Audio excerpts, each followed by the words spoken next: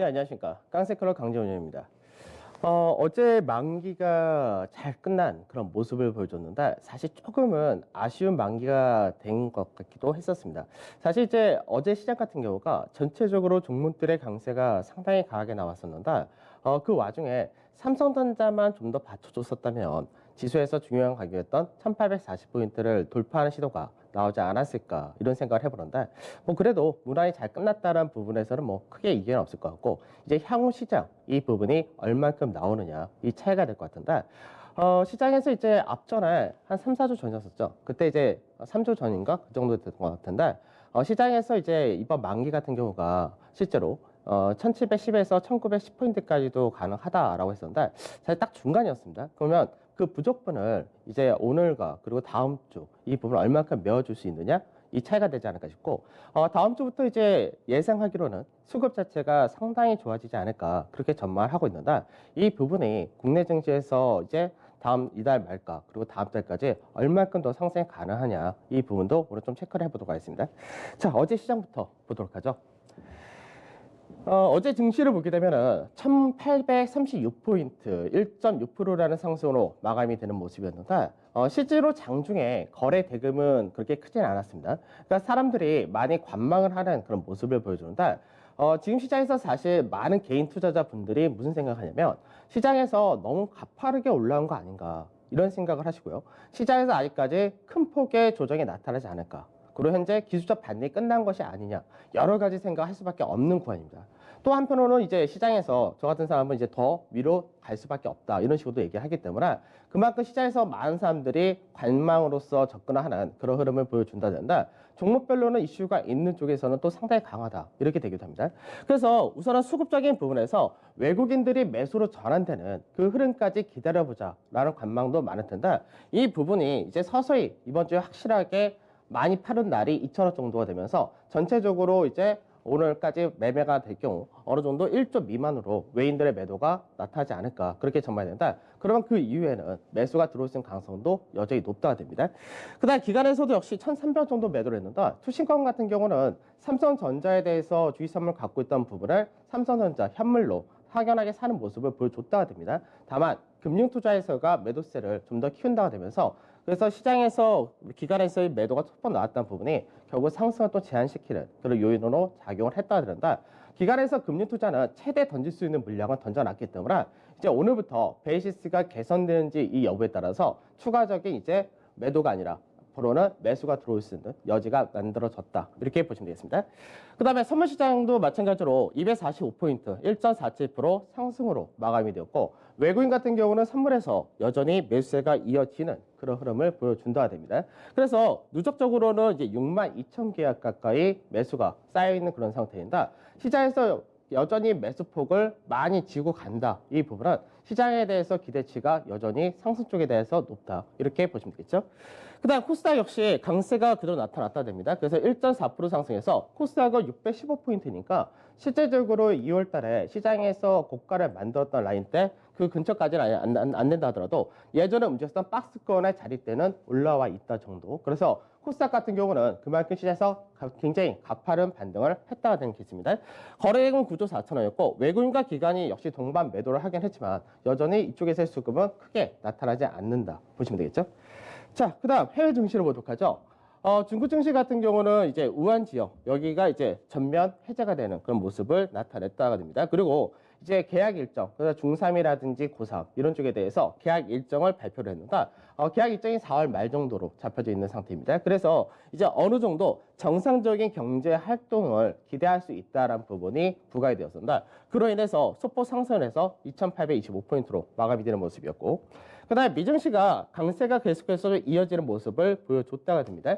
그래서 미증시는 장중에 여러 가지 이슈가 있었는데 우선 연준에서 부양정책 앞으로 어떤 식으로 자산을 매입할 것이며 돈을 풀 것이며 이런 부분에 대해서 세부적인 내용을 공개를 했다가 됩니다. 근데 그 안에 정크본드까지도 매입을 한다는 부분이 있는데 정크본드라는 거는 이제 비우량 채권에 대해서 회사채 이런 쪽에 대해서 매입을 한다는 건데 그만큼 시장에서 이제 기업들의 유동성 위기를 겪거나 이런 부분을 해소해 주겠다라는 이야기가 되기 때문에 이 부분은 미국에서의 현재 이런 코로나로 인해서 경제 활동 자체가 장기화될 수 있는 부분도 파산으로 가거나 이런 부분을 막겠다라고 보시면 되겠습니다.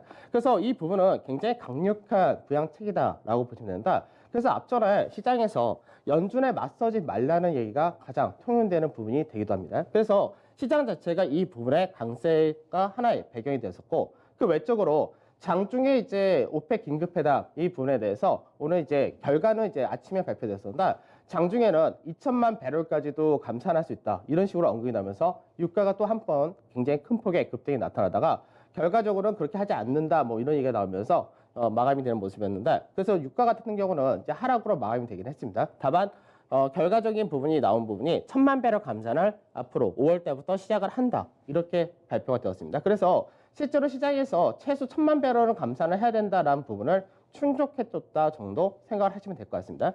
그 다음에 신규 실업수당 청구 건수는 또 크게 늘었다가 되면서 이제 3주 동안에 1,680만 건이 나타났는데, 이 부분이 이제 다음 달 발표되는 실업률에서는 굉장히 높은 실업률로 나타날 수밖에 없다 이렇게 보시면 되겠죠. 다만 차이는 뭐냐면은 시장에서 예전에 금융위기가 나타났을 때는 실업률 자체가 어떤 식으로 갔냐면 기업들이 파산 이런 식으로 연쇄적으로 나타나 보니까 실업률이 점점 이렇게 올라갔다가 되면은 이번 같은 경우는 실제로 기업들이 파산이 되면서 실업률이 올라간 것이 아니라 경제활동 자체가 멈춰진 상태에서 나타난 케이스이기 때문에 한 번 올라갈 때 굉장히 가파르게 올라가고 나중에 경제활동이 재개된 순간에 또 굉장히 가파르게 떨어지는 그런 과정이 나타날 가능성이 높다가 됩니다. 그래서 이 부분은 시장에서 그렇게 크게 우려를 하지 않는 부분이다라고 보셔도 되겠습니다. 그래서 결국 미증시 자체가 0.7에서 1.45% 정도의 상승이 나타난다. 약간 업종별로 차별이 있었습니다. 우선은 금융 쪽, 아무래도 이제 연준에서의 정크본드 매입이라든지 이런 부분이 있었기 때문에 금융 쪽이 상당히 강했고요. 그리고 앞으로 시장에서 부양책, 경기 부양책과 그리고 뭐 코로나 관련된 부양책, 그리고 뭐 여러 가지 인프라 부양책 등이 있기 때문에 유틸리티가 강세되었고, 그 다음에 자동차라든지 통신, 화학, 철강 같은 경기 관련된 쪽이 상당히 강했다 됩니다. 반대로 반도체 같은 경우는 이제 하락하는 그런 모습을 나타내는데, 반도체 가격 자체가 이제 2월 달 같은 경우는 강세가 많이 나타났었는데 이제 3월 달 중순까지가 이어졌었습니다. 근데 다만 최근 들어서 반도체 가격이 오히려 좀 하락하는 그런 모습을 보여주기 때문에 그 부분이 2분기에 아무래도 반도체 가격의 반등이라는 부분이 기대하기 힘들다는 부분에서 단기적 상승이 나타났던 부분도 더불어서 하락을 했다 정도 이렇게 보시면 되겠습니다. 자, 변동성 지수 한번 보도록 하죠. 변동성 지수 같은 경우는 지금 보게 되면은 꾸준히 고가 86이라는 선을 만들었다가 이제 절반 정도 가격적으로 떨어졌다 드는다. 41선까지 떨어진 그런 모습을 보여줬다 됩니다. 그러면 현재는 이제 변동성 지수를 볼 때 앞전에 이 30에서 40 사이 여기 잘 때가 한번 굉장히 왔다 갔다 하다가 그 다음에 급등이 나타났던 케이스였기 때문에 이 라인대에서 한 번 정도는 G테스트를 받을 수 있다가 되는데, G테스트 받는다 얘기는 변동수가 한 번 반등을 할 수 있다 정도 이렇게 된 것이고, 이때가 이제 미증시라든지 쪽에서도 살짝 조정을 나타낼 수 있다 정도 보시면 되겠습니다.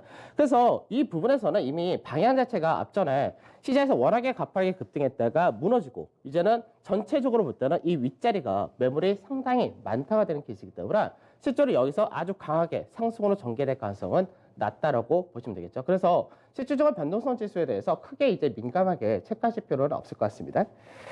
자, 그 다음에 우리 S&P 500 지수를 한번 보도록 하죠. 이제 어저께 만기가 끝나고 나서 이제 아무래도 다음 달 또 5월 달은 어떤 식으로 시장이 갈 건가 여기에 대해서 이제 계속해서 고민을 하고 분석을 하는 그런 과정이 있었는데, 가만히 생각을 해보니까 시장에서 지금 반등이 나온 거에 대해서 기술적 반등이다라는 쪽이 상당히 많이 의견을 나타내고 있습니다. 저 역시도 사실 처음에는 기술적 반등이다라고 이야기할 수밖에 없었던 그런 케이스였는데, 근데 우리가 이제 무슨 생각을 해야 되냐면은 실제로 지수가 강세 추세를 나타내면서 상승장을 나타내다가 고가 대비해서 10% 정도가 빠지면은 시장에서 뭐라고 얘기하면 강세장이 종료되었다라는 얘기를 합니다.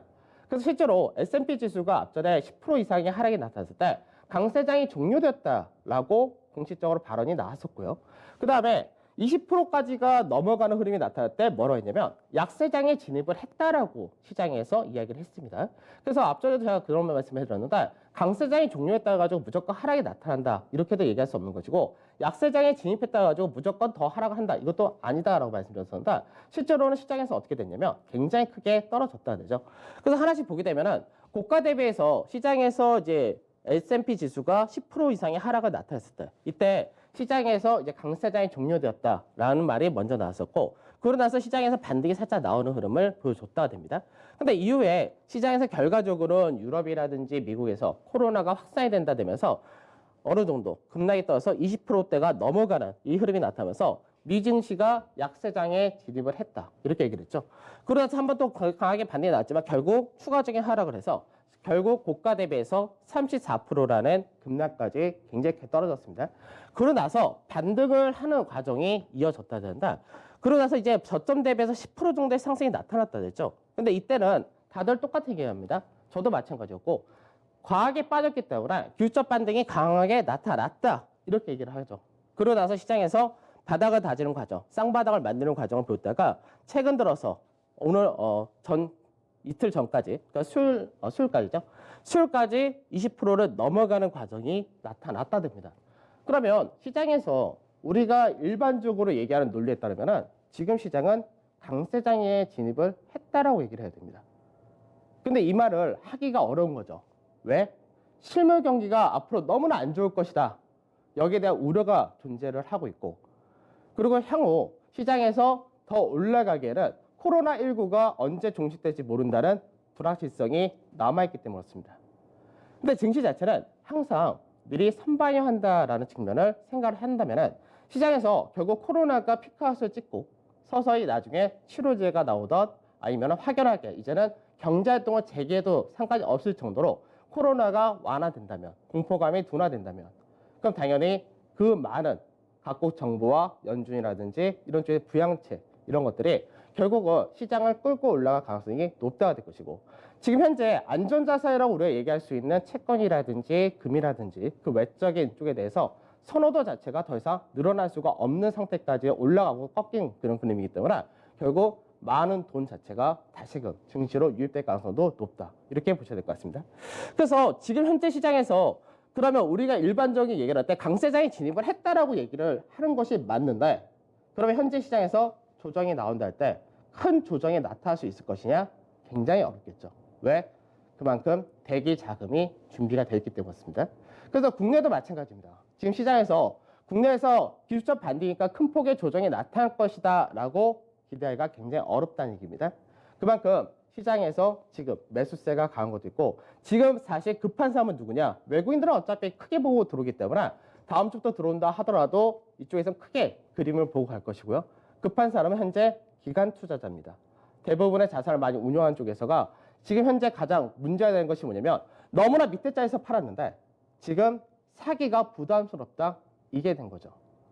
그래서 실제로는 시장에서 지금 가장 우위를 찾아온 사람은 오히려 버티셨던 분들과 바닥에서 사가지고 단기간인 중장기로 가져간 사람이 가장 마인드가 강할 수밖에 없고 오히려 더 좋은 여건이다 이렇게도 볼 수 있을 겁니다.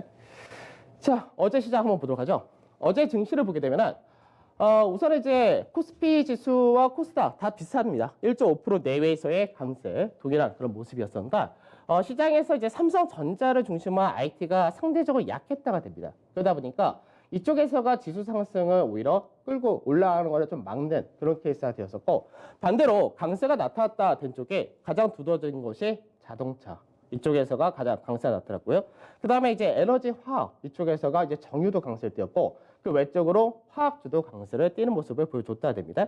그 다음에 유가 관련돼서도 이제 나타나지만 이제 좀 있으면 이제 1분기 실적 발표가 있는데 앞서도 말씀드렸듯이 1분기 실적에서 코로나 영향을 제일 적게 받는 쪽이 어디냐라고 했을 때 수주 산업이 거의 영향을 받지 않습니다. 그래서 수주 산업 쪽인 조선이라든지 건설, 기계 이런 쪽에서는 오히려 수주 산업에 영향 안 받는데 이제 유가가 빠지고 코로나로 인해서 향후 안 좋다가 될 경우에 대한 우려감이 컸던 쪽이었습니다. 결국 이쪽에서가 상승이 역시 크게 나타난 그런 케이스였습니다.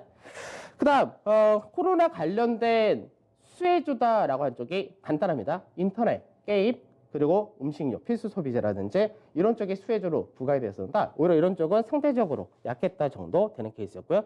의료라든지 유통, 면세점 이쪽은 코로나 수혜주가 되겠죠. 그 다음에 이제 어제 같은 경우 카지노 이쪽도 상당히 강한 흐름을 보여줬는데 이제 어느 정도 경제 활동이 재개된다 했을 때 너무나 크게 우려했던 부분이 강하게 반등이 나온 케이스다라고 보시면 되고요. 코스닥 같은 경우는 상승은 1.5% 가까이 하긴 했지만 제약바이오는 올라간 반면에 IT 부품은 약했다. 이런 케이스였습니다. 자, 수급을 보도록 하죠. 수급을 보면 외국인 같은 경우는 이제 기관과 같이 동반 매수가 들어온 쪽에 현대차와 LG 화학을 중심으로 들어왔다가 되는 케이스고요. 그 외적으로 뭐 카카오라든지 NC 이런 쪽이 매도를 하다가 매수가 들어온 케이스였습니다. 그래서 레버리지 동반 매수였었고, 그다음에 매도가 나온 쪽은 이제 코덱스 200에 대해서 매도 좀 있었고, 세트로 헬스케어는 뭐 계속해서 매도가 좀 이어지는 그런 모습을 보여준다 됩니다. 그러니까 네이버라든지 스튜디오 드래곤 대표적인 컨텐츠와 인터넷 관련이다. 코로나 수혜주로 분류가 되던 쪽이었기 때문에 이쪽에서는 뭐 블루티브 영향도 있었지만 어느 정도 매도가 같이 나타났다. 그다음에 선물 인버스 역시 동반 매도가 나타났다고 보시면 되겠습니다. 자, 기관에서 수급을 보게 되면은 기관 같은 경우는 우선은 이제 어제 같은 경우 기관에서 프로그램 매도, 그러니까 금융 투자를 중심으로 매도가 나타났고, 이제 투신권에서는 삼성전자 중심으로 매수를 했다 그런다. 현대차와 레버리지 역시 동반 매수 들어섰고, LG화학도 동반 매수는 동일했다 됩니다. 그리고 그 외적으로 기관에서는 현대모비스라든지 기아차, CJ, 삼성물산, 뭐 강원랜드 이런 쪽으로 들어온 모습이었고요. 그다음에 매도의 경우는 인버스에 대해서가 역시 동반 매도, 코스닥이건 거래소건 마찬가지 동일한 케이스였고, 하이닉스 그리고 SK텔레콤과 한진칼 이런 쪽에 대해서가 동반 매도가 나타났다 보시면 되겠죠.